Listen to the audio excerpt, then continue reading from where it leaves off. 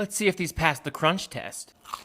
Not too bad. We're making air-fried sweet potato fries. Now let's go! Take a bowl, add 2 tablespoons cornstarch, add your sweet potatoes, toss so they're thoroughly coated. Now, same bowl, about a 1/4 cup avocado oil, Sergeant Gilbert. To taste, about 1/2 teaspoon garlic powder, full teaspoon onion powder, big ol' healthy dose of rosemary salt. If you know, you know! Give that a quick mix, sweet potatoes back in, and toss it in. Arrange on your air frying rack, and make sure to leave some space in between. Now, we'll air fry at 375. By the way, Cuisinart air fryer rocks. I put a link in my bio if you want to check it out. 6 minutes in, we're gonna remove and turn them all over. Back in. Another 9 minutes and they're done. Let them cool. Going in for the dip. They're awesome. Well, you know I love you. We're making Instant Pot spaghetti and meatballs. Put your frozen meatballs in the bottom of your sprayed Instant Pot pan. Then we're gonna take your pasta. I used angel hair, cut in half, and sprinkle them every which way so that they don't stick together. Then we're gonna put in your marinara sauce of choice, refill that jar with water, give it a shake, and pour that on top. You have to do it in this order, otherwise the pasta will not cook right. Add a drizzle of olive oil, and then the last thing you're gonna need to add is 1 tablespoon of the tears of everyone in the comment section who's going to be crying that this isn't cooking and that's not how you make spaghetti. Once you're done with that, put the lid on, seal it up, and make sure that the vent is too sealed. Then you're gonna pressure cook 8 minutes, let it do its thing. Once you're done with that, do a quick release, get the steam out, and then stir it all up. You guys, it's so good. It cooks in its own sauce, so it's so creamy. Alright, listen, if you're not a fan of mushrooms and onions, then this video is for you. I'm about to show you a technique that's gonna change the way you look at mushrooms and onions. Start off by seasoning them with salt and pepper. Put a light amount of butter in the pan and let it turn into brown butter on the side. Once it turns into brown butter, go ahead and mix everything together. Add a drizzle of honey. As you can see, I'm not really measuring, I'm just making sure they're all coated evenly. Once that honey starts to bubble, go ahead and add some apple cider vinegar. This is deglazing the pan and taking all the flavor from the bottom of the pan and infusing it into your mushrooms and onions. I chopped up some basil and garlic, mixed it in at the very end. Today we're making chicken enchiladas made with hatch chili. First we're going to boil the chicken with cilantro, onion, garlic, and salt. Remove the chicken, and once it's cool enough to handle, shred it. On the large cookie sheet, add 8 to 10 hatch chilies and broil on high for 10 to 15 minutes. Mince half an onion and 3 garlic cloves. Once the peppers are cool enough to handle, peel them, remove the seeds and the vines, and chop them. Add the garlic and onion to a medium saucepan. Saute for 5 minutes and add the peppers. Mix it in and season with half a teaspoon of cumin and salt. Add 2 cups of the chicken broth, 1/4 cup of heavy cream. Mix with the immersion blender or transfer it to the blender. Simmer on medium heat for 10 minutes. Lightly fry your tortilla. Add the chicken. Roll it up and place it on a baking dish. Add the sauce, your favorite melting cheese, cilantro. Bake at 350 degrees for 10 to 15 minutes and enjoy. I've got a great supper idea your whole family's gonna love. It's hot out here. You're welcome to come inside. Let's go make a cheeseburger casserole. I'm gonna brown my hamburger. Get a pot of water boiling, 10 ounces of egg noodles. Stir your noodles frequently. Hamburger meat, salt, pepper, and garlic. Colander in the sink. Pour the noodles in. Toss them in a tablespoon of oil. 1 can cream of mushroom soup. Dump it right in on your hamburger. Add a can of tomato paste. Oops, I forgot the can of water. Fill your tomato paste can with water. Add your can of water.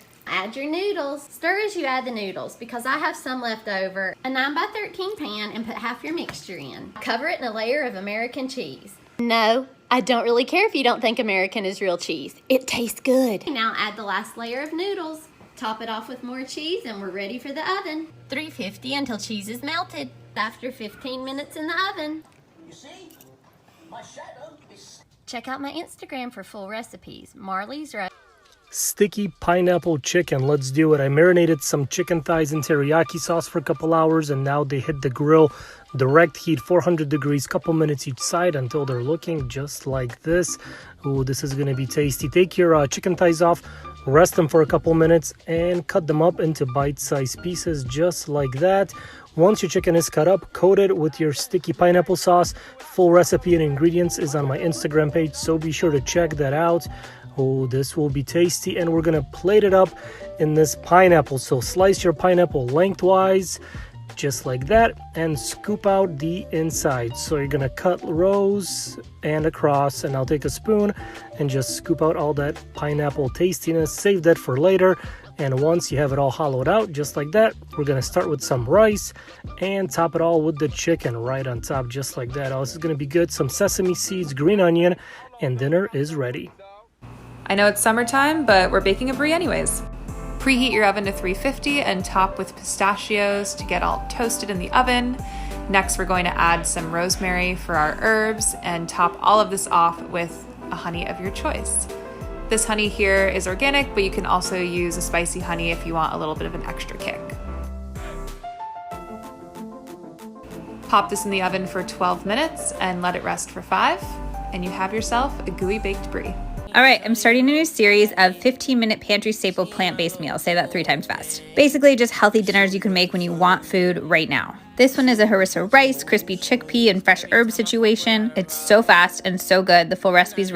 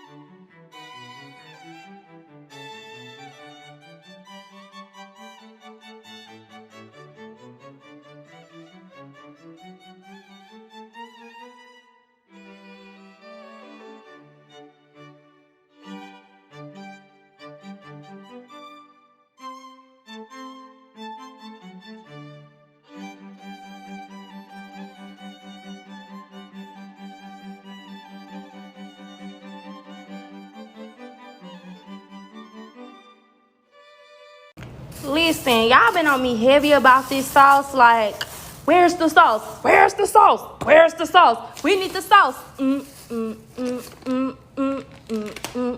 It's time to make the secret sauce. Hurrah, hurrah. It's time to make the secret sauce. Hurrah, hurrah. It's time to make the secret sauce. I need your attention, so don't get lost. When you get to this stage, it's important that you do not stir the butter.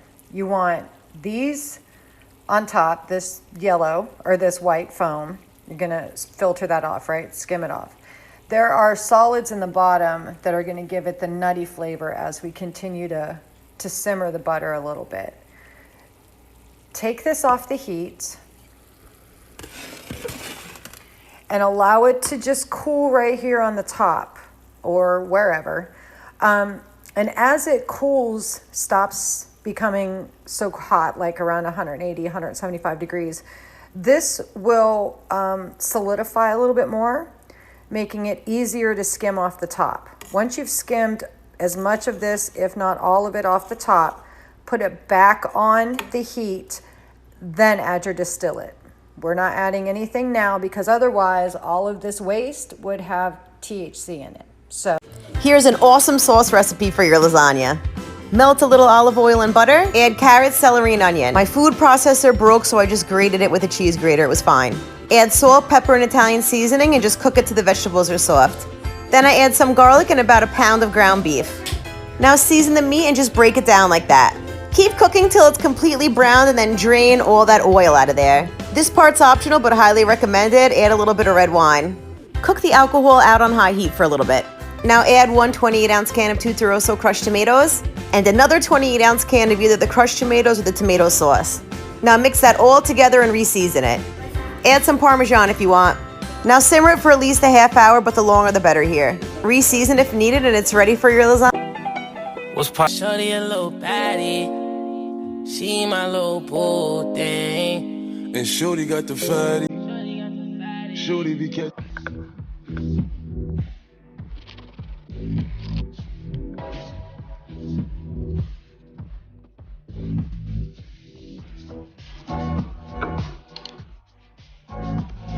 Ever seen this fruit?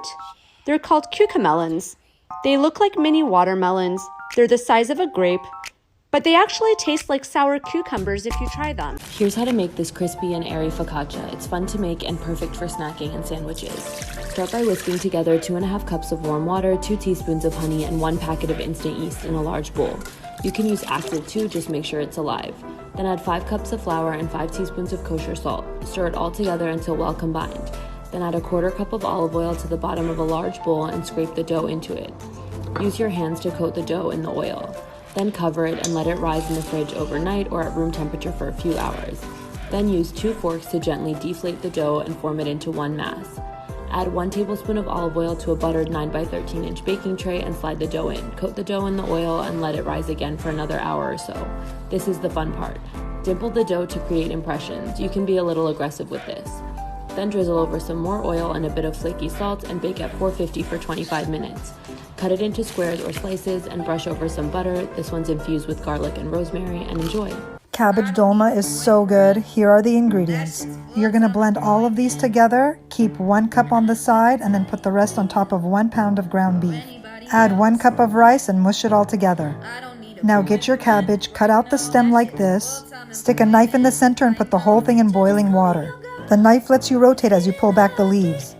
Layer the smaller leaves in the pot and start rolling your dolma. It should look something like this. I don't cut off the thick veins, but hey, you do you. Start layering your dolma in the pot. You want to make this tight so that they don't move while cooking. For the sauce, saute tomato paste and butter.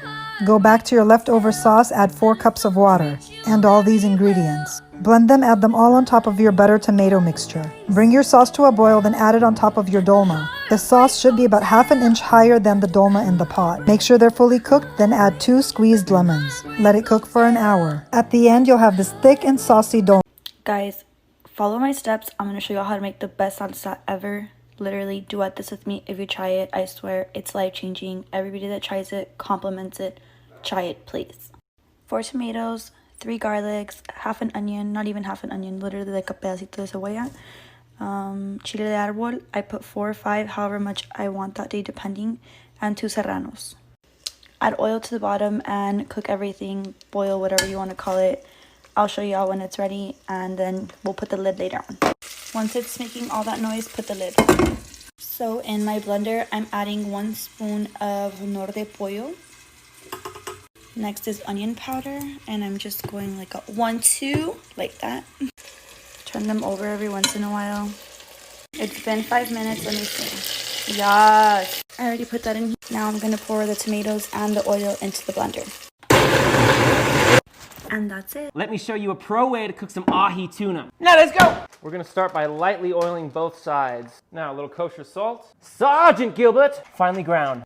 Both sides. I'm using this sesame seed mix. Go thick with it. Bringing my D5 all-clad up to medium heat. Best pan ever, link in bio. Avocado oil, tuna down. About 45 seconds and flip. Another 45 and just rest a minute. If you want a pro look, a sharp knife's your best friend. Make some nice thick slices. A perfect sear. Plate up. Just finished with a little high quality olive oil, some Malden salt, and some lemon juice. And that's all you need to do to it. Please remember to like the post, and if you love cooking, you gotta give me a follow. Remember, when you're cooking, simple almost always wins. Well, you know I love you. Yes, and you'll have some bang. How I made this with only 2 ingredients. First, I put 10 Oreos in there. Then crushed them all up. Put about 1.5 cup to 2 cups of boiling hot milk. You can use any type of milk. I used almond milk because I'm lactose intolerant. I stirred it all up and realized I needed more, so I put in more till it got to this consistency. I put a spoonful of each, and then I was able to make 4. Then I put a little piece of chocolate in each. Normally it needs to be 2, but I didn't have enough. I was eating it all.